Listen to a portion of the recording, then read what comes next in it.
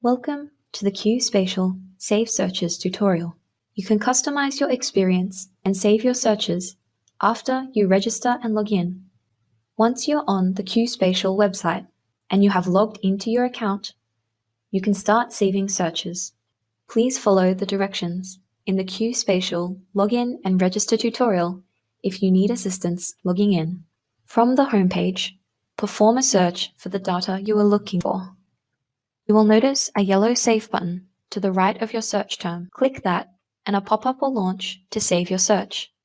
Name your search query for quick searching next time. To view previously saved searches, go to My Profile. Here you will see all saved searches, subscriptions, and download monitors. To remove a saved search, click the Delete button next to its name. We hope that this tutorial has helped you to utilize the Saved Searches feature of QSpatial. If you need further assistance, please check on our help page.